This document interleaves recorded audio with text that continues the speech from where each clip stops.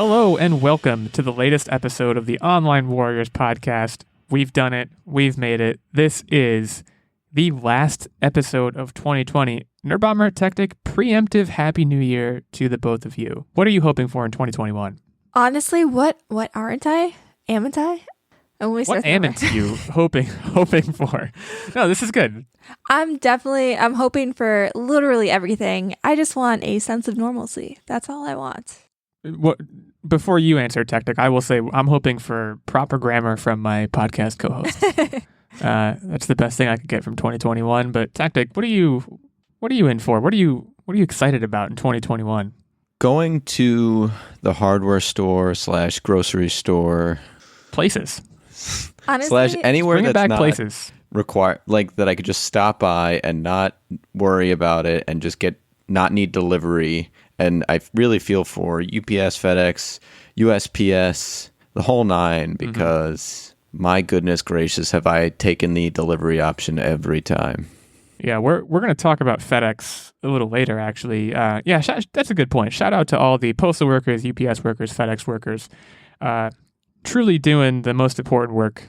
Well, not the most important work, but some of the most important work this time of year. So we thank you. Yeah, I think in 2021, whenever this whole thing blows over, let's optimistically say summer 2021. I'm just going to get up some weekend morning. I'm going to turn to my girlfriend and say, I'm going to Target. She's going to say, what are you going there for? I'm going to be like, no reason. Just to be there. Just to go and walk around. Yeah, just browsing. Remember when you could just be in a store and just be browsing for... I would just go to electronics sections and... touch everything. Touch everything, lick everything, cough on everything. I mean, there's no intent of buying anything. But bookstores are good. And granted, bookstores are kind of going the way of the dodo. Bookstores. But just go to a Barnes & Noble. Yeah. What happened to Borders? Borders is gone, I think, but Barnes & Noble's still around. You can go to Barnes & Noble. You can go to a local bookstore and just peruse the wares. That's going to be a big thing in 2021. My favorite Barnes & Noble experiences are when you go in with absolutely no reason. You're not planning on buying anything. And Techtic and I used to do this quite often, when we would find ourselves with nothing to do on a Friday night, because we're, super cool, super popular people. And we'd go into Barnes & Noble's and they have the Starbucks in there, and we would just get a nice little drink and... peruse books and just sit there and talk and show each other books that we found, occasionally walk away with one. It was great. I loved it. And they also, what Barnes & Noble did too, which was incredibly smart. When you think about Barnes & Noble's typical clientele, I think there's a lot of overlap between people who like books and people who like a certain kind of board game, right? And they went out and they got into that. They went out and got a bunch of Euro games and they just got into that whole market. And I've bought many games from Barnes & Noble. In fact, a gift for you guys, I believe. I've bought multiple board games for you guys for gifts from Barnes & Noble. Mm-hmm. It's a wonderland. Shout out to Barnes & Noble. Hang in there. I feel like I have to say hang in there because it's probably a pretty rough time of year, rough time of life for you with Amazon. But 2021 is going to be a big year for you, Barnes & Noble. Predicting it now. Invest while you can. Barnes & Noble stock shooting up. You can probably buy it very low right now too. We're not talking about stocks today. We're not talking about 2021. I just want to say Happy New Year. We're not going to mention diversifying our portfolios. You just did. So you can all the listeners can consider their portfolios diversified, which of course is good for them for reasons that I don't actually really know, but Techtic can explain it to you on a secret segment or something. We have a full slate of news today, not related to financial wizardry. TikTok is going to put out a musical on New Year's. You heard that right. TikTok will be producing and releasing a musical. We'll get to that in a few minutes. We also, of course, need to talk about Wonder Woman 3, which has been announced, and in general, just some of the DC offerings that are kind of coming down the pipe in the next couple of years, kind of get a refresher on that. I know Techtic and Nerdbomber have watched Wonder Woman 1984. I actually haven't yet, but they can kind of unpack their experience, hopefully in a non-spoilery way for my benefit. And we're also going to be talking about Nintendo. Specifically, it has been revealed this week that Nintendo had to, and I quote, politely decline an offer to work with a famous musician. I'm going to say an ignominious, at this point, musician, to work on a video game concept that he had come up with. We'll get to that later. But let's start right now with this TikTok musical. So I've never seen Ratatouille. I'm a Pixar fan. We're going to be talking about Pixar later as well. You've never seen Ratatouille? never saw Ratatouille. And this is one of those things. I've had this conversation. I've probably had this conversation with you, and we're just revisiting it. But I've had this conversation with plenty of people who act like I killed their firstborn child, not being a Pixar fan and not having seen Ratatouille. I never got around to it. I just fell through the cracks for some reason. But TikTok will be putting out a one-night Ratatouille musical, which is going to be streaming on Today. Tix is going to be streaming this musical, which Ratatouille is not a musical. Let's not gloss over that. They've musicalified it and put it on TikTok and gotten quite a few people involved who you would know. So Titus Burgess, I think I'm pronouncing that correctly, the guy from Unbreakable Kimmy Schmidt and many other things, will be playing Remy, who, as I understand it, is the main character, previously played by Patton Oswalt. We also have Wayne Brady, who I absolutely love.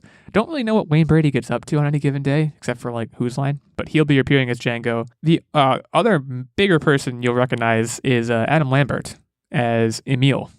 Now again, the names of the actual people mean something to me. The names of the characters mean nothing to me. But I do know that Adam Lambert can sing, which makes him well suited for a Ratatouille musical. This has been at least implicitly endorsed by Disney, implicitly endorsed by Patton Oswalt, and it may be in large part because all proceeds are going to be benefiting the Actors Fund. Very interesting project. So I want to get your guys' takes on this. I mean, I don't even know. I'm not sure any of us use TikTok. We're old. We're not very young. We're not very cool, as Nerdbomber already said earlier when she goes to Barnes & Noble on Fridays. My girlfriend is a pretty extreme TikTok user. She doesn't actually make TikToks, but she watches it pretty much every day. But just, I guess, a general sense of the idea. I mean, Nerdbomber, good idea, bad idea. Interested, not interested. Absolutely love this idea. And one of the things that actually makes me love this idea more than I already do, I mean, a Ratatouille musical, I mean, first of all, that is just great. And I love it. And I love the idea of it. And the cast is phenomenal. So I'm really excited about it. But I really like the origin story of this too, because I believe a TikToker actually wrote an initial version of one of the songs, basically a Ratatouille song. And I think a music producer took that and made another TikTok, basically expanding on that and turning it into like a full production song. And essentially that's what sparked this entire thing. It was just a fan making a Ratatouille song, which is incredible. They've turned this thing into an entire musical. And I honestly think that Ratatouille will be a really fun way, like it'll be super fun to watch a musical version of this. And I really like the idea of TikTok using its platform to make something like this. I mean, I know there's a lot of controversy surrounding TikTok and whether it'll even exist in the near future because of all of the government regulation stuff. But I think taking a platform that's so big and doing a one-time only event like this for charity, I think is such a great idea. And it's a really neat idea. And I'm totally on board for this. I don't know, like I'm a little disappointed because I don't think I'll be able to watch it during the time that, like that date. I don't think I'll just have time to do that. So I'm hoping that maybe there's another way we can watch it after the fact and still have it, all the proceeds be donated to charity. I would love that. But I think it's a really cool idea. And I'm really excited about this. Techtic, what about you? I mean, I've been saying it all year. I love any kind of positive vibes, positivity, get people involved, bring people just enjoyment now more than ever. So it might not seem like something that the public just necessarily wanted or asked for, but it's something that I'm always for giving to the public. And that again, people can always use positivity. And it is something that we all didn't know we needed, but we need.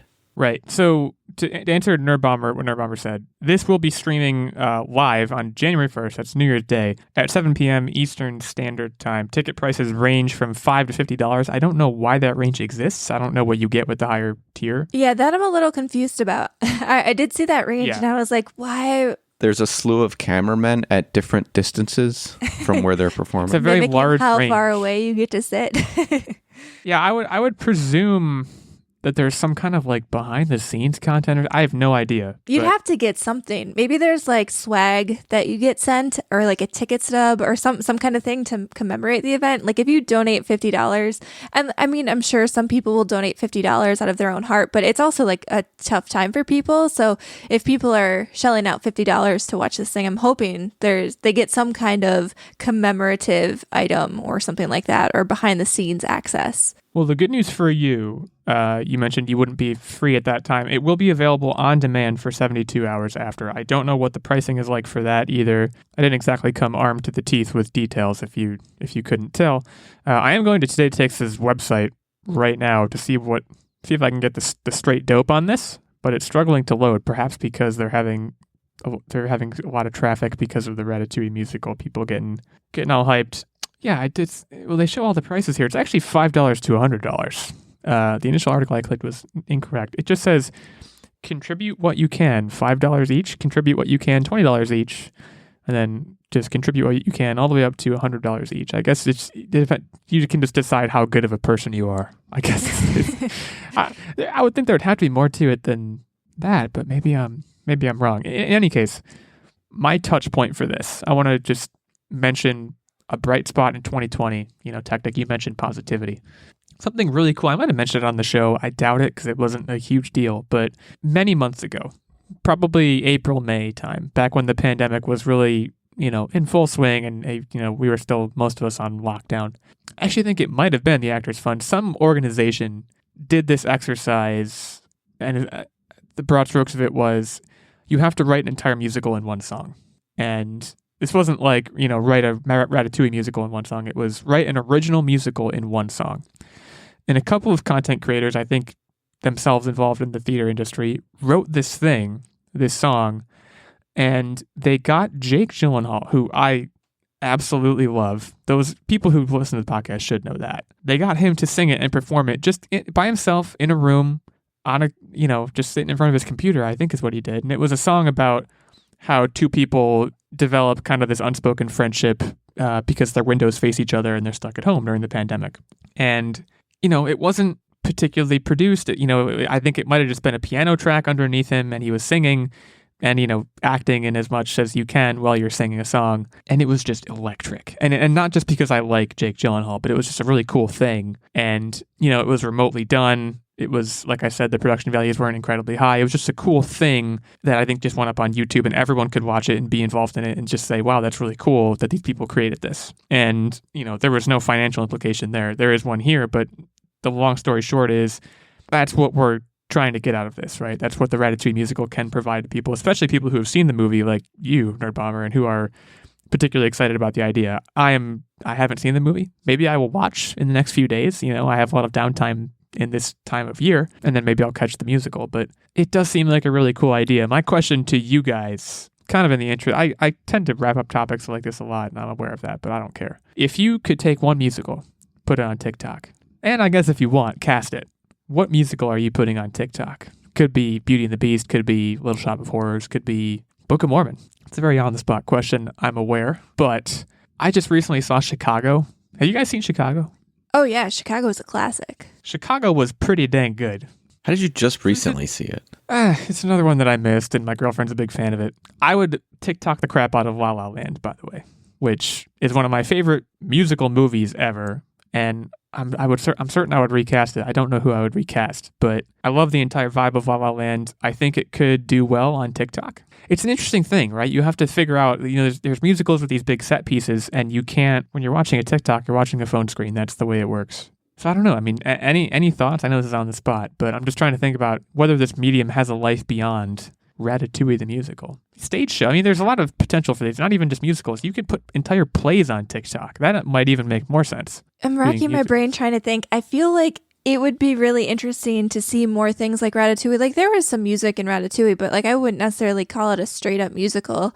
And I feel like taking a movie that isn't already a musical is something that I would love to see, like something like Coco or something like that, where you basically remove the animation portion of it and make it more of a musical aspect and slap it on TikTok. I think that would be really interesting because it gives that kind of thing. And why Ratatouille is exciting is because there isn't already a musical version. I can't just go on YouTube or something or Netflix and find a musical adaptation of something that I want to see. And this is something unique. So I would love to see something more like that. I think Coco would be a really good one because that already has a phenomenal soundtrack. And I feel like, yeah, there's a lot of really good set pieces, but I think you can pull off the emotional gravity of that movie through songs and music, just doing normal TikTok videos. Well, so ironically, I like the Pixar route that you've got. I mean, pick another Pixar movie, like we are going to be talking about Soul later. I keep teasing it, but that's just because I know that all three of us have seen it. That's a strong candidate. That's not a musical, but music, similar to Coco, music is tied into the story in a big way. Mm-hmm. And I can imagine it being done in the right way where musicalifying it and putting it on TikTok could be successful. Toy Story had a lot of Randy Newman, but I don't know how Toy Story, I guess you would have live actors playing the toys, which would be particularly interesting. But honestly, that's not unheard of. I mean, look at a lot of the musicals that you see on Broadway that were adapted. I mean, The Lion King, Little Mermaid. and Little Mermaid. Yeah. Like, you look at those original movies, and those had practically no humans. I mean, Little Mermaid had more, but I mean, The Lion King had 0 humans in that, and they managed to turn that into a musical. So I think it can be done. I was in a production of Beauty and the Beast in high school, and in one scene, I played a spoon. Spoons aren't alive, but there I was playing one. Best Granted, spoon I was out just there. in the chorus. Yeah, spoons aren't alive. That's the main takeaway here. But yeah, this is a cool idea. We want to know what you think of this. You know, are you planning on watching Ratatouille the musical? What other Pixar movie or already existing musical or just any movie or story in general do you want to see put in a musical form and put on TikTok? Tell us over at Online Warriors 1, our main show account on Twitter. We also have at OW Illeagle 86. That's me.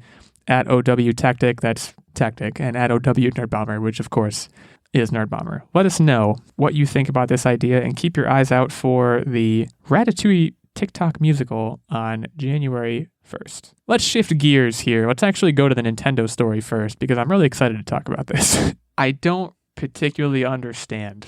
I'm going to start by saying that apparently what happened was Kanye West approached then president of Nintendo of America, I'm going to try and pronounce his name correctly, Reggie Fils-Aime. It's Fils-Aime. Pronounce it whatever way you like. And he had to politely decline an offer from Kanye West to work on a video game concept because of the amount of other projects that were currently in development at the company. Now, Allegedly. he might have also turned it down because it was insane. Just I mean, a we little bit. should dive into this. I mean, let's take out a proverbial blank piece of paper and sketch out what Kanye West's video game concept was. You know, was he in Paris? No, I think it would be a biographical game that is way more dramatized of his life than it really actually was. That's what I think it is. Well, apparently, I know back in 2015, I want to say, he had actually talked about working on a game, and he wanted to make a game that was like you would play his mother or guide his mother or something and basically take her to heaven by holding her up in light or something like that. I don't really remember. I should probably pull an article up. I remember reading when I was doing some background research for this came up and I was like, oh yeah, I remember that. It doesn't. Yeah, the game is titled Only One, and you have to guide his mother Donda to the highest gates of heaven by holding her to the light. It doesn't seem very Nintendo-y is my big issue. And I guess that's too much of a blanket statement. Like, I know Nintendo has some darker properties and whatnot, but it just doesn't seem very Nintendo-y. Maybe that's just me. I think it might have just been an idea for an indie game where you have to direct a pee stream onto a Grammy. Remember when he peed on his Grammys? Oh yeah. Kanye, man. I mean, it could be you have to drive. He's on a motorcycle with Kim Kardashian, you know, looking the way Kim Kardashian does, and you have to drive through the scene. Did you guys ever watch that music video, Bound 2? No. He's on a motorcycle. He's driving a motorcycle. I'll paint a picture for you. He's driving a motorcycle that is moving in such a way. Parents at home who are listening, put the kids to bed for this next part. Kim Kardashian's on the motorcycle, and they're facing each other, and the motorcycle is moving in such a way that it borderline simulates sex. And that's the entire music video. It's just him riding a motorcycle, occasionally rapping. It's a pretty good song for what it's worth. But maybe he's on a motorcycle. Maybe he's in Paris. Maybe it's like the Daft Punk universe, you know? Maybe it's like a Tron situation where you play as a character who is not just harder, not just better, not just faster, but also stronger. There are a lot of possibilities. I see what you did there. But I think it's interesting, and you mentioned this, Nerdbomber, that he would go to Nintendo. Like, Nintendo is, out of the big three video game companies, they're probably the one that's the most concerned with, like, their image, keeping it G-rated. You know, we talked a while back about what didn't like some Pokemon fan have a tattoo of a Pokemon and also like had an OnlyFans account. Oh yeah, and they sued her and made her basically take all of that down or something like that and make Right. disclaimers. Right. Kanye West does not seem to align with Nintendo's image. And like I said, this former president of the company is coming forward basically saying, we didn't have the bandwidth for it. I don't know if that's the entire story. I'd be surprised if it was the entire story. But you have to think about it, right? I mean, you have to think about maybe he was maybe the idea was brilliant. Like, we should give Kanye a little bit of credit. Maybe it was, the rap version of Guitar Hero or the hip hop version of Guitar Hero. Honestly, that would be so fun. Really cool. Yeah, which would be really, really cool. Maybe it was like something like Beat Saber or something that had all of his music pre-licensed for it. Like, it could have been a really good idea, and unfortunately, we might not ever know. But I don't know. I don't want to make light of Kanye's issues because he clearly has some. Well, I mean, I think he's obviously a very brilliant creator. He obviously, like you said, has some issues and whatnot. But in terms of the art that he creates, whether it be music or even shoes, I mean, everything that he seems to do is, generally speaking, well received for the most part. I do not love the Yeezys, but I think that's because I don't have a strong grip on just like fashion in general. To me, they look like just very strange, but I don't know. Yeah, I think that If you're a Yeezy owner out there, hit me up. I think that's definitely like a sneakerhead type thing, and I am not. I think I have basically like 3 styles of sneakers that I wear. Like, one for going to the gym, I have like workout sneakers and running shoes, and then I have like everyday palling around sneakers, and each of those I try to like, basically they're kind of look the same. Like, I'll get new shoes when I need to, Right. but they don't drastically look crazy or different or anything like that. So I don't think I appreciate the sneakerhead culture to understand Yeezys enough. Do we? But Do we know what the occasion for Yeezys is? I assume it's just like kind of walking around. I think it is. I think But- it's just like a fashion sneaker. I definitely don't think you're supposed to like run or work out in them. Or even just Right. collectible. But I'm just thinking back, like we were talking about how great Kanye is as a creator. Like, My Beautiful Dark Twisted Fantasy is like widely regarded as like top 10 albums of all time by a lot of people, like the best hip hop album ever. I've never been the biggest Kanye fan. I don't want to put forward the wrong image. Like, I know a lot of his hits, but I don't really know a lot of his deep tracks. But yeah, clearly a very gifted creator. Maybe, like I said, maybe he could have come out with a really great video game. I think what would be interesting to see from him, so a lot of the albums that he has, like, not all of the songs are linked together, but there's like subtle things that tie them together. And I think if he turned one of his albums into a background story, essentially, for a game, and almost like track by track, you played a chapter and like it somehow related to a chapter of the game or a mission of the game, I think that could be really cool. Right. If you're listening, Kanye. This is just like I don't understand why he went to Nintendo. And obviously Nintendo is one of the biggest names, but I think something like that screams definitely more adult. And not that Nintendo is not an adult brand Probably by 'cause any it means, but jives with his kid's age. Well, you raise a very interesting point. I mean, look at Pink Floyd's The Wall, right? Like, it's an album that, again, a lot of people consider it like top 10 albums of all time. And it is, the songs are connected. It's supposed to tell a cohesive story to the point that I believe there was like kind of a movie made out of it. I should know better than I do, but I believe it was like a musical or some kind of like extended story. And to my knowledge, someone may prove me wrong, but to my knowledge, there isn't a musical artist out there who has said, I'm going to, create this album and it's going to provide the basis of a story that would then translate into a video game. It's a very cool, like, multimedia project idea. I want someone out there to do it. Someone please do it. Do it. So the only musician associated video game that I can think of, and I'm going to Google it right now. Y'all remember 50 Cent? Oh yeah. Is that I am not game? a hip hop fan. I'm not a rap fan, but 50 Cent came out with 2 video games, guys. The fighting 50 Cent game, right? Bulletproof Take in to the streets or 2005. something like that. Blood on the Sand might be what you're thinking of, although I think Blood on the Sand was a shooting game. That was 2009. It's a third-person shooter. Sequel to 50 Cent, I almost said 50%. 50 Cent Bulletproof, which came out in 2005. Now, to be perfectly clear, I don't think these games were any good. I'm looking at Wikipedia and it says, Blood on the Sand was actually positively received with praise directed at 50 Cent's involvement, but it was a commercial failure. And it actually led to the closure of the studio that made it. So, not the situation you want to be in. But I There don't was a wonder. Def Jam game though. There was like an entire Was there? Def Jam series of games where I'm trying to remember, Yeah, but Fight like for New York. That's what I was thinking of. yeah, it had like Lil' Kim, Snoop Dogg, Ice-T, I think, Exhibit, and Ludacris. Like, those were all people in it. And I don't remember what the game point was. I think it was, I honestly have no idea, honestly. I think it was like an adventure game, but you were also a rapper. And yeah, I remember all the Def Jam games, and I remember playing at least one of them, and it was actually really, really good. But that was back in like the PlayStation 2 era, and I don't know why they haven't made anything since then. Maybe they have. I don't know. This is actually very interesting. So I did not know about this, but Wikipedia has one of those category pages of, it's actually, the title is Musician Video Games. There's a Journey video game, the band Journey from the 80s. Mm-hmm. There is a Spice Girls video game called Spice World.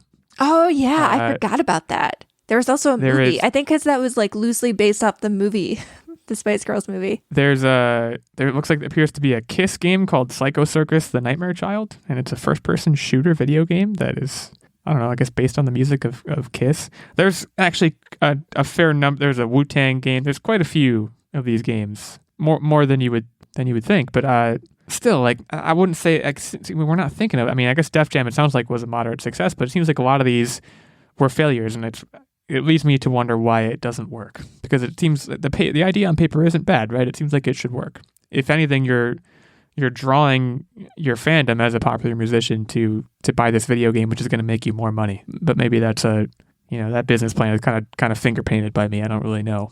I feel like part of the reason we don't see that kind of stuff anymore is, do you remember like all of the licensed games that we used to get, especially back in like the PlayStation 2 and GameCube era? Like every movie or TV show or like Def Jam stuff, like there were so many licensed video games, and I feel like we don't really get those anymore. We have a bunch of like original franchise IPs that keep going forever and ever, but you don't really see a ton of... That's true. Like licensed video games. I mean, every now and then, like even like the Pixar movies, there used to be a video game for every new Disney movie that would come out, and we don't get that anymore.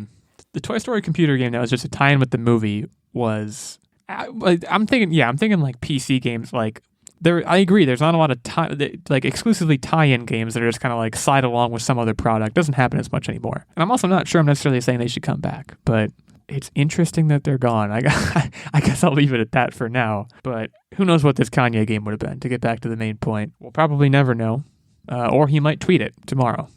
That's just kind of how these sorts of things go. So we are going to now head to our ad break. But before we do, I want to shout out our Patreon producer, Ben Checkness, who has taken us all the way to the end of 2020. We appreciate you, Ben. Ben's been a supporter of ours for a while now, ranging back to far before 2020 started, and he supports us at the night level. And as a result, he gets the producer credit. He gets a shout out in every episode, just like this one.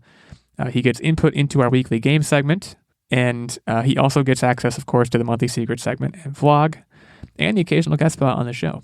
If you want to be like Ben, the night level is the one for you, but you can also support us at the Squire level, which gets you access to the monthly secret segment and vlog, or the page level, which gives you access to the monthly secret segment. The details on all of those levels are available over at patreon.com/onlinewarriorspodcast. We would super appreciate the support. It's our supporters who make this show possible. We want to thank them again, in addition to Ben. And check us out on Patreon. Thanks again to Ben, and we're going to take a quick ad break to shout out FedEx, and we'll be right back. A new year brings a new beginning. For all of our listeners that own a business, we want to tell you about FedEx Office. Now, FedEx, recent touch point for me with FedEx, just watched the movie Castaway with Tom Hanks. And he's a FedEx employee, for those who haven't seen that movie. And I guess it doesn't paint them in a super great light, now that I think about it, that one of their planes crashed. But they help out Tom Hanks in the end, and they're a great company. They wind up delivering one of the packages that crashes in the plane with Tom Hanks. So shout out to FedEx. Of course, in the holiday season too, FedEx is really been going hard, so we appreciate everything they do. But we do want to talk about FedEx Office. So again, if you are just starting or have been running your company for generations, FedEx Office gives you the best way to print marketing materials, posters, signage, graphics, and so much more. With FedEx, creating, editing, saving, and ordering are fast and easy, and we are teaming up with FedEx and Podgo to bring our listeners 30% off your next order of $100 or more at podgo.co/FedEx. That's podgo.co/FedEx for 30% off your next order. FedEx, the world on time. We are back to talk a little bit about the DC universe. I guess, is it the DC Extended Universe? I always get that confused. There's the Marvel Cinematic Universe, and then there's just the DC Universe. I think it's or the Extended technically Universe. DCEU, but now they're calling them DC Films, so I don't really know. They change it so much. Yeah, they can't even seem to land on that correctly. But there's a few things to unpack here. So, of course, HBO Max is going to be rolling out Warner Brothers properties next year, pretty much in their entirety. And I believe DC is a part of that. Wonder Woman 3 has been announced, but that's certainly farther off than next year. And in that interim, who knows how the HBO plans will change. But Wonder Woman 3 is in development. Warner Brothers is confirming, with director Patty Jenkins and star Gal Gadot set to return. Now, I have not seen 1984 yet. It doesn't surprise me that apparently Wonder Woman did not die. So not much of a spoiler, Well, I mean, you knew she didn't if you had any the Justice League information, because obviously Justice League happened well after, and even Batman versus Superman, that all happened after 1984. Yeah, I unfortunately have plenty of experience with Justice League. So, yeah, again, no real spoilers to speak of there. Now, yeah, again, don't get spoilery, but you guys have experienced 1984. It seems like you feel some kind of way about it, so I'll pass you the floor to kind of talk about that. Talk about what kind of future it portends for the DC Extended Universe. So I have seen a lot of different reviews about Wonder Woman 1984, and a lot of people, especially on Twitter, have been like railing on the movie and saying it's absolutely horrible, terrible representation of the character. And I disagree. I think that assessment of the movie is a little overblown. It definitely was not as good as the first movie. That is one of the things that I'll start off by saying. Definitely not as good. Yeah, extremely high bar. And I don't think we ever see sequels really live up to the original entry in any kind of franchise. And honestly, it wasn't terrible, but it also wasn't great. It was kind of in that middling area where it was still really fun and entertaining to watch, but there were a ton of plot holes and things that if they would have just tweaked slightly or even smoothed out and removed altogether, I think the movie would have been a much better experience. That said, I'm not surprised that there's another sequel greenlit here. I really don't think that I could see Gal Gadot or Patty Jenkins being removed from the series, because I do think they are part of the magic that makes Wonder Woman at least stand apart from a lot of the other DC properties at the moment. That said, like I said, there's the things about the movie that I didn't especially like were probably it was a little bit long. I don't know if it needed to be a 2.5 hour movie. I think there were some things that could have been trimmed out. This is probably me and Techtic being too critical from an aerospace/engineering nerd standpoint. There were some things that just physically didn't seem to make sense to us. And I'm sure we'll do a spoiler cast or something like that, or maybe that can be our secret segment or something after Illeagle has watched the movie. There are just a few things that could have been done in a better way. That the way that they portrayed things unfolding in the movie just seemed like a more complicated and overdone way to carry out the same plot points. And I feel like I could have, and not me, I don't know, me personally, but I feel like it could have been done in a better way. And like I said, not a terrible movie, just not as good as I hoped it to be. And I think it could have been better, but I don't hate it. And there are a ton of people that I see saying like, this is terrible, 2 thumbs down, don't watch this, major disappointment. And I disagree with that. I think that it was fun, but there were definitely areas of improvement. Techtic, what did you think? Sorry, I just want to say I'm watching it tonight, literally. So I appreciate not spoiling anything. I heard that Kristen Wiig is good. Techtic, confirm or deny?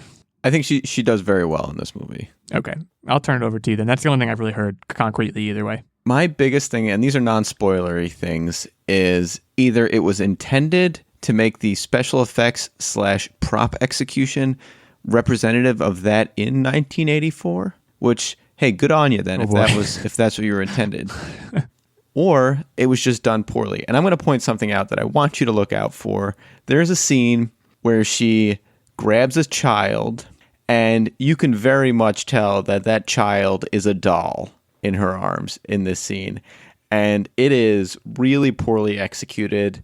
The CGI in a lot of cases looks like it took place very much earlier than 2020. I will tell you that now. And it's marginally disconcerting. And then the last thing is I am convinced that Chris Pine is also a superhero because when he's up in the air, he does not need oxygen. That is all I'm saying. Okay. I will say, from this CGI standpoint, it didn't look great, but I gave it a little bit of a pass because I don't know how much of this post-production happened in a work from home environment. And maybe this is just the 2020 in me, but I feel like this year, especially like stuff like kind of janky CGI, I just kind of was like, oh, well, I don't know how much of this was produced with someone, watching their 3 kids doing online schooling while they were trying to make this look better. So for that reason, like, I'm sure in 10 years or so, when people look back and compare that to other movies in 2020, especially like early 2020 before pandemic hit, it's going to look really janky. And it did look really janky, but maybe this is just me, but I personally tended to give that a little bit of a pass just because the weird situation that I'm sure the post-production happened in this movie. But if you remove it from the context of the year, it did look really janky in some parts, like really janky. And it looked like it could have been a wink to the old Wonder Woman flying scenes where like the original, like when it was on television back in the Disney, talking 80s. And it could have been a wink towards that, or it could have been just lazy editing. And I just don't know. So first of all, you guys are really hyping the crap out of this. I appreciate that. Even on top of that, my perspective going in, just a brief aside, I had planned to have already watched the movie before now. Went to watch it on HBO Max on a Fire Stick and couldn't get it to work.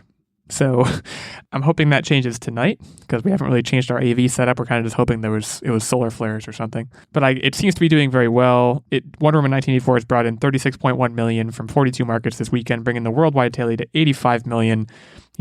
Considering the circumstances in the pandemic, that certainly seems very good. So people are watching it, and I will be among those people. But we can kind of broaden this discussion to, beyond the scope of Wonder Woman 1984 and also Wonder Woman 3, and just talk about the slate that, Warner Brothers has announced it will expand its DC films line into starting in 2022.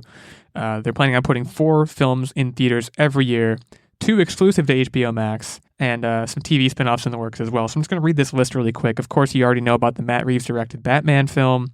Flashpoint we've talked about before. Yeah, Black Adam we've known about for a while with The Rock. Shazam, the sequel to Shazam Fury of the Gods. But also in the works, seemingly a little bit less on solid ground, but nonetheless in the works. Green Lantern's core movie, Batgirl, Static, Nightwing, New Gods, and apparently maybe even a Blackhawks movie. These are all purportedly in stages of pre-development. I also didn't mention an Aquaman sequel. So there's a lot going on. I will say, right before we started to try watching Wonder Woman, I kind of wanted to get in a DC mood, and I watched the trailer for the Batman that we got earlier this year, and we talked about on the podcast. That is aged like a fine wine. I'm really excited about that. I watched the trailer and thought, yes, I think I'm just ready for Batman again is what it is. But beyond that, I don't know a whole lot. And this is kind of a trend now. We're seeing it with Disney, and it seems like now we're seeing it with DC. There's a lot being promised. This industry can't work effectively right now. There's a lot being promised. It could be an absolute nirvana for the next few years for comic book fans and for movie fans in general. But I guess, Techtic, you're a resident comic guy. Any takeaways from this other than just absolute excitement? I didn't mention Suicide Squad either, which is already basically done. That's coming out, I think, next year. There's a lot to unpack. What are you most excited? I assume it's Flashpoint, but I guess maybe it's something else that you're particularly interested in. I mean, I've waxed poetic about the animated movie Flashpoint, and that's in that is why I'm kind of nervous. DC has done a fantastic job on its animated feature-length films, and time again, DC, the cinematic side of it, has just dropped the ball, and I'm nervous that they won't live up to that same level that the animated movies have kind of held that bar to. And so I'm of the mindset of cautiously optimistic, but to that point, we are getting an opportunity to see, some of the ones that are from my childhood, like Static Shock, and people are going to learn about more of the Green Corps, which is exciting. I was telling my nephew that there's more than just the Green Lantern. There's all sorts of colors, and he got super excited. So I'm excited to let people know that there's more than just green and the yellow Sinestro out there. And what kind of world that opens up, but at the same time, there's always that cautious optimism. Well, and Flashpoint is really, for lack of a better term, a flashpoint for all of this in that, it's supposed Warner to Brothers, be very dark too, so they cannot have it be tongue-in-cheek, lighthearted. And they're trying to set up this multiverse, but according to the article I have in front of me, which is from Polygon, they're only wanting to connect these movies when it makes sense and when they want to. So, of course, we talked about Flashpoint, which is going to have Michael Keaton Batman and Ben Affleck Batman, and it's going to introduce this multiverse theory in some way, as MCU has already done.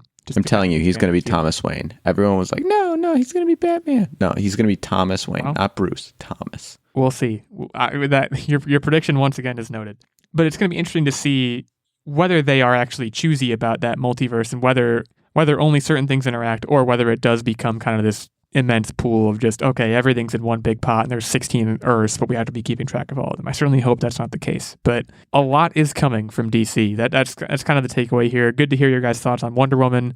I will be watching tonight. Wonder Woman 3 is coming, and so is all this other stuff. So that brings us to What Are You Up To Wednesday? And I know we've teased it a couple of times. I'm going to start and just start by saying I watched Soul, which was Disney Plus's Christmas release. This was free. It was not an additional charge like Mulan was. Of course, it's Disney Pixar, so you expect kind of this heartstring pulling thing with beautiful animation. I want to tell you why it wasn't as good as other Pixar movies, and I think Nerdbomber will take over and tell me that I'm wrong. Let's just follow that format. I'm a soundtrack guy. I'm going to start with the lowest hanging fruit for me, which is the soundtrack was not good. Pete Docter got rid of Michael Giacchino, who he's used for his past 4 or 5 movies, and I just don't know why he did it. He went out and got Trent Reznor and Atticus Ross, who are known for various things such as Social Network, but it didn't fit. The jazz stuff was okay, but the actual scoring was, for me, really subpar. Past that point, things are going to get spoilery, so if you haven't seen it yet, I guess just kind of check out for a minute or two. Fast forward a minute or two. I did not like the ending at all. I thought the ending was bad. I didn't understand the emotional climax. It wasn't nearly as accessible as Inside Out, which the two movies are completely comparable, by the way. In my opinion, they're very, very similar. Nerdbomber thinks Soul is better. I think Inside Out is better. Two schools of thought. Different strokes for different folks. The whole... the helicopter leaf thing, he has all these objects in his pocket, right? Why is the helicopter leaf the one that he picks and the one that apparently unlocks, frees 22 from her, whatever that darkness was called? I can't remember off the top of my head now.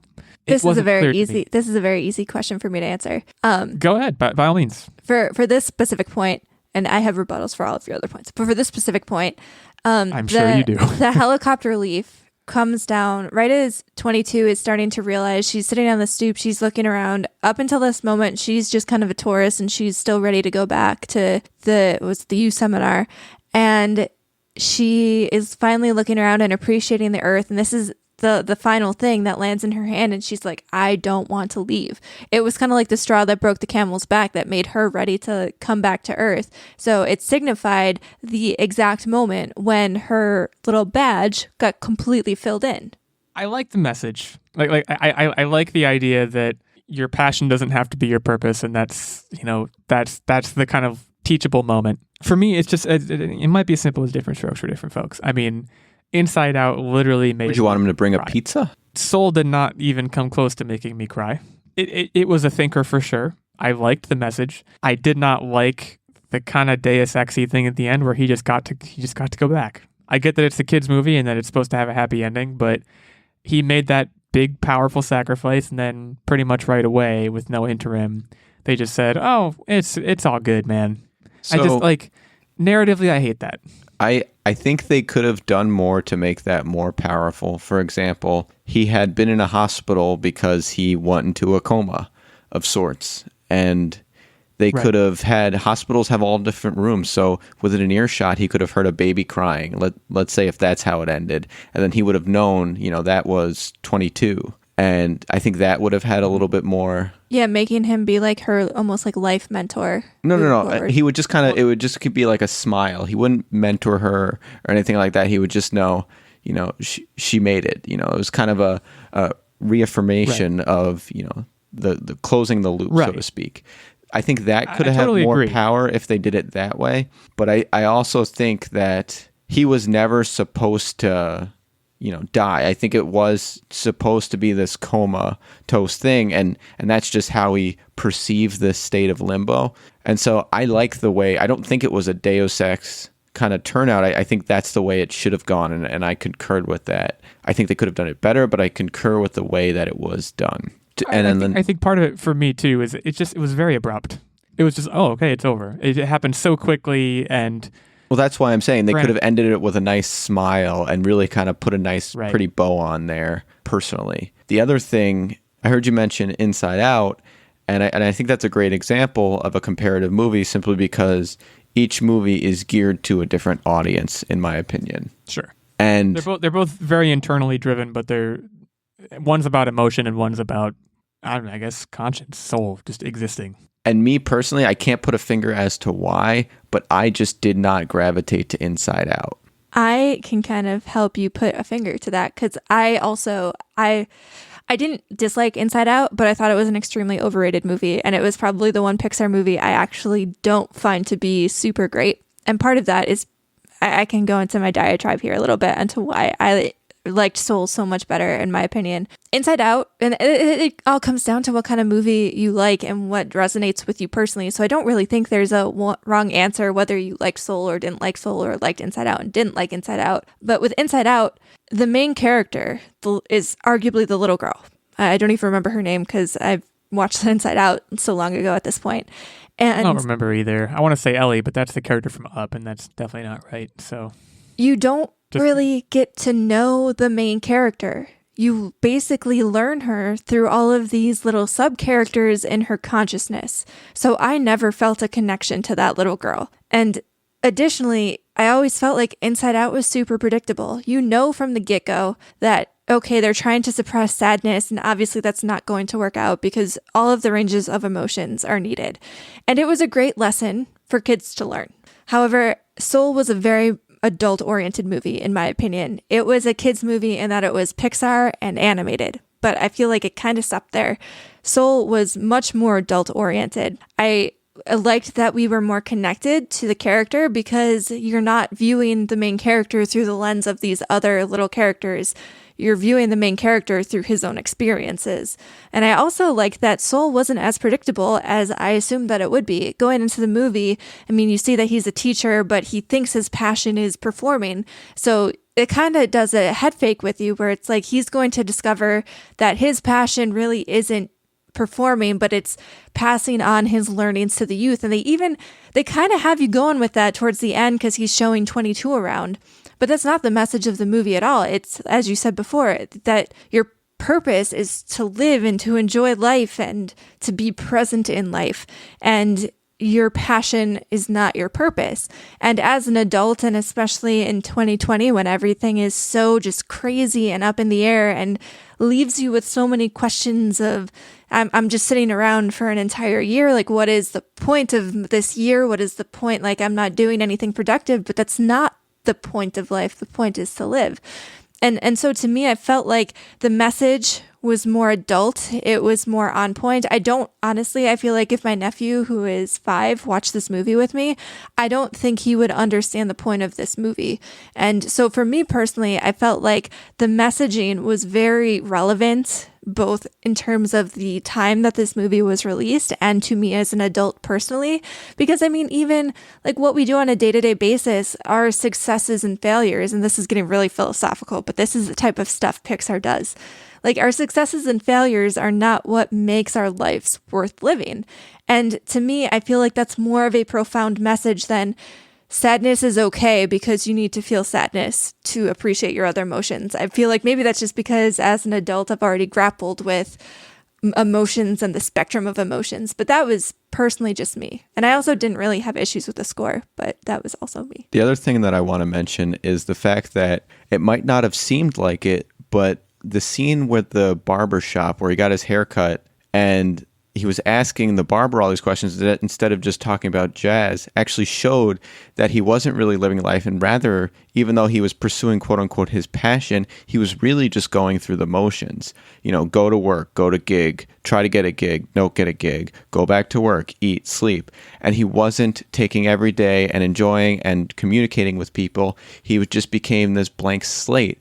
And then when he had 22, interact with this guy, the barber, he had really seen, holy cow, I had this quote unquote friend for years and years, and I've never once asked him about himself and be present to my world around me in that moment. And so that's why I 100% agree with you there, Nerdbomber. So there's a lot to unpack. I mean, you guys both just talked for quite a while. Sorry. We should I move really on, enjoyed this movie. Completely fine. That's exactly what I wanted. We should move on, but I want to agree with you, Nerdbomber, in the sense of this is maybe Pixar's least children's movie that they've made. This is borderline not a kids movie, and that's why you didn't enjoy it. Maybe. I mean, honestly, it might be that I hate to bastardize the phrase "young at heart," but like Inside Out did resonate with me in an emotional way. That the message which you mentioned of like you have to feel sadness in order for happiness to have the power that it has. I liked that message a lot. I didn't not like Soul. Like I said, I liked Soul's message a lot. I guess maybe that it's hard to decide which one I needed to hear more at the time that I watched the movie. And I think at the time I watched Inside Out, I really needed to hear that. And it's very situational, right? I will also throw a few attaboys to this movie. It was funny. A lot of the in-jokes about 22's past mentors were funny. And again, not a kid's movie. They were heady.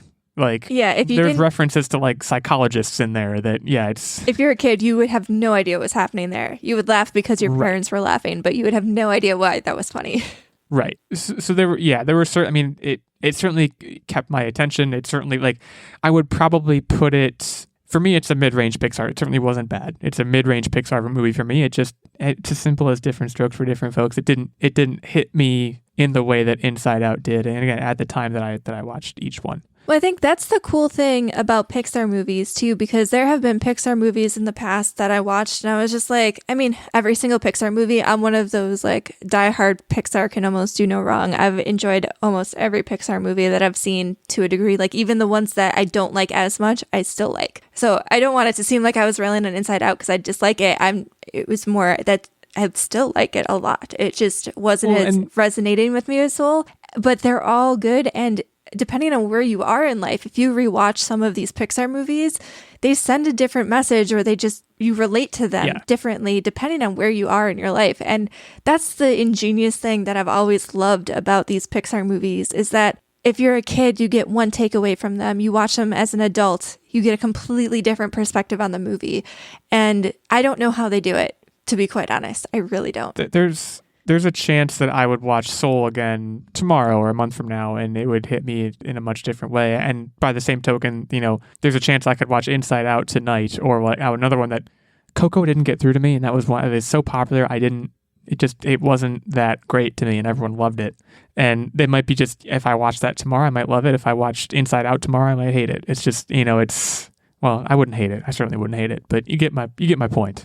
It's the magic of Disney and Pixar. It really is. You should go check out Soul if you have Disney Plus. It's free. There's no upcharge like there was with Mulan. You can watch it right now. Let us know what you thought of it. Where does it rank in your Pixar hierarchy? Who's the idiot on the podcast? I have a feeling it's going to be me, but I'm willing to take that blow. Let us know what you thought. I will cut the rest of my update short. I just want to mention I'm playing Super Mario Allstars. 3D All-Stars, I should say. I have 100 stars exactly in 64. I'm just working all the way through 64 first, trying to get that perfect 120. Right now, I think Rainbow Ride is the bane of my existence. So getting very close. Going to be moving on to Sunshine after that. Very excited for that. But other than that, it's been a nice, relaxing, holiday week. Looking forward to New Year's, and it's been great. Techtic, what do you have? I'm just going to focus on I think I'm just going to say that I took enough time about the Soul rant. Personally, that's fine. Yeah, we did kind of wax, but I wanted to tack my video game thing on real quick. But yeah, we did talk about Soul for quite a while, and you guys also talked about Wonder Woman. So, Nerdbomber, anything to add? Honestly, just enjoying the nice break. I'm still playing Assassin's Creed Valhalla. It's still really good. It's still really hefty, and I still have a lot more to tackle there. But yeah, just kind of enjoying the nice break, even, stepping away from social media a little bit. You guys might have noticed that the Online Warriors social media has kind of gone a little bit quiet during this holiday week, and Techtic and I are just trying to recharge a little bit. So we'll be back up and at it shortly after the holiday, but just kind of enjoying this nice week off, very quiet and peaceful and relaxing. Right. Good. That brings us to the game, and this is an interesting one this week. So Techtic will be hosting, and he's put together. Well, I'll let him introduce it. Techtic, what do you have for us today? So, be it that we're on the cusp of a new year, I decided to see if you folks at home, as well as Nerdbomber and Illeagle, have actually learned something. So, I put together a bunch of repeated questions that has been asked throughout the year, and we're going to see if they can hit the nail on the head, if some of these quiz questions actually stuck. So I can already tell you I am still going to suck at these. Yeah, my quiz record this year has been bad, so I feel like I should lose this theoretically, but let's see what happens. Go ahead. I'm going to get right into it. First question. In March, we talked about the PlayStation 2. How many PlayStation 2 game titles were released worldwide? Oh, God. Who's first? Is it me? Sure, yeah. Worldwide. PlayStation 2 titles released worldwide. 1,357. I feel like it wasn't that many, but it was definitely a lot. And I'm going to lowball it a little bit and say 400, just to give myself a big enough gap. So, interestingly enough, you guys flipped the script on this one. When this question was originally asked, Illeagle had said, I feel like it wasn't that many. They were not churning out that many games at this time. Nerdbomber had said, I don't know. PS2 has been out for quite some while, and there was a long stint before PS3 came out. So I'm going to guess a high number. And ultimately, that won her the question. Today, you flipped it on there. Illeagle takes it, and the grand total was 10,035 games. Okay. Oh, wow. So that's interesting. Right away, this is a very interesting. Quiz-Ception is going great. We flipped the script. It's also going great because I got the point, but it also just generally very interesting. Perspectives happen to change for one reason or another. Let's keep going. In January of last year, what year? Oh, we talked about AI. What year did Watson's AI perform on Jeopardy? Okay. Oh, boy. Nerdbomber's first. Well, I mean, Jeopardy, how long has Jeopardy even been on? I don't remember even talking about AI as a quiz. You're starting that far back? Well, I think It's all of 2020. it had to be the 90s or something, right? So I'm going to say 1990 just to cap off that decade and figure it's got to be sometime way too early. This was in the 2000s. I'd virtually guarantee it. I'm going to say 95 to be safe, but it was like, my actual guess is like 2007, but for strategy purposes, I'm going to say 95. So that exact reaction is exactly what happened last time. And Illeagle got that one as well last time. It was 2011. You guys were very much adults. That's the same exact thing. Okay, yeah. When this Nerdbomber just seems to happened, and think the that fact she that you was don't like remember. 2 when Watson was on. She was like 2 years old. All right, this is going great. Wow, do I have a good memory? Apparently. Seems that way.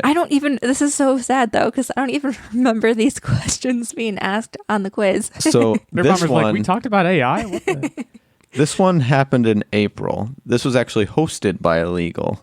So I don't know if that helps you, hurts you, or either way, find out. you're not going to Probably get not. another kind of, hey, you guys flip the switch, flip the script. So with astrology, what is the total number of professional astrologers in the U.S.? Again, Oh, astrology, not astronomy. Yeah, astrology is Yeah. like the horoscope folks. I actually do. I remember asking this very vividly. There's a number that's in my head, perhaps because I remember it, perhaps just because, I don't know. I'm going to say 30,000. It's more than you think. 30,000. I honestly, I do actually remember this quiz, but I don't remember the answer. So I'm going to say 1, knowing that that's intentionally not right. So there was a lot of speculation on what exactly those folks do when this question was answered. And Illeagle, you did not learn anything. It was a low number. It was 7,000 professional astrologers. Yeah, I don't learn things. All right, Nerdbomber's on the board with her crafty and cagey guess of 1. It was a cheap guess, but I'll take it, Get points however you can. Okay. Totally fair guess. In February, we talked about cats. Cats. Why don't you go to like November when we can remember things? Are we talking about like the movie I made it hard play? on purpose. We're talking about like the feline species. Okay, not the musical. Good to know.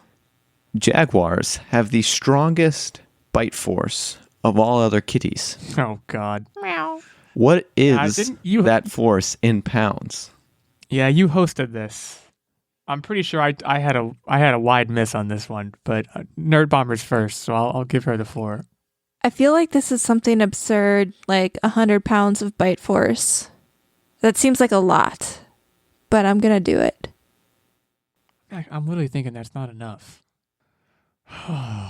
Yeah, but like we have barely any bite force and we can rip off our fingers with a carrot. No, not that I should be helping you, but like 20 pounds. 20 pounds. You should not have listened to Nerdbomber at all. And for the record, she got me. You nailed this. You got it exactly right last time. So it appears you're getting dumber. Wow. Okay, go on. The guess that you initially guessed and hit the nail on the head was 2,000 pounds. Oh, God. That's insane. And I probably said the same thing then. Nerdbomber, you totally faked me. You said 100 was really high. I don't know what force is. Gee whiz.